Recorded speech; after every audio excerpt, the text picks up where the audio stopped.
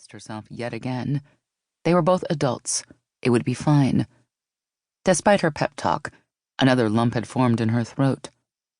Pointedly ignoring it, she found her seat and shifted the 30-pound weight off her back. Stretching her neck and shoulders, she pulled out her cello and bow and began warming up. The still empty seats gradually filled. Musicians pulled out their instruments and tuned up, then played scales, warming their muscles like athletes before a game. "Hi, you must be Kate Flynn." Kate looked up from her cello at the small woman who had appeared in front of her. "Kate." She forced a professional smile and stood to offer her hand, her cello balanced in the other. "I'm Mary. We spoke on the phone. It's nice to meet you, Kate." Kate nodded in recognition. Mary was a personnel manager and artistic director and a violinist. She didn't look like Kate had expected. Even compared to Kate's own 5'4" frame, Mary seemed small.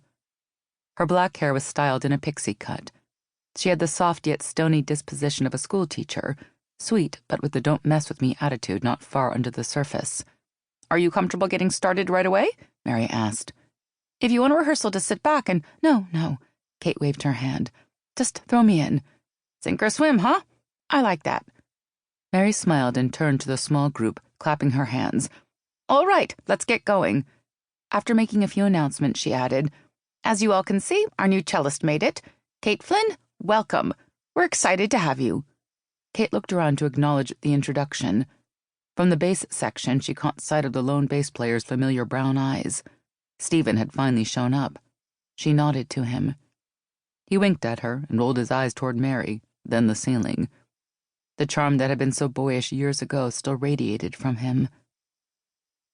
Mary continued going over plans for the upcoming season and the first concert. "As you can see from the list here," she held out a sheet of paper, "we're focusing first on the strings with Eine kleine Nachtmusik. It's such a beautiful piece, and one we rarely play together.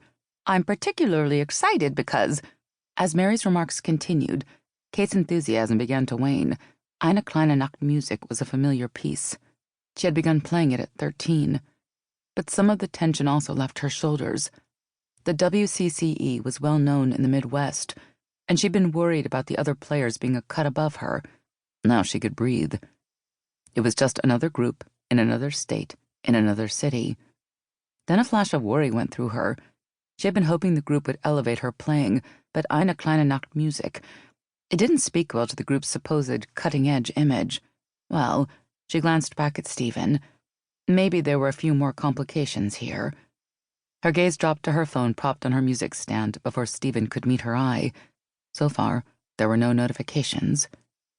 She bit her lip, unsure if that made her feel better or worse. Tonight she had been forced to do something she hated. She had left Max with a stranger, earning her a bundle of bad mom points. But they had only been in the city for 48 hours, so what the hell else could she do? Thinking of Max with a stranger opened a floodgate of melodramatic thoughts that she had been able to shut down upon entering the hall.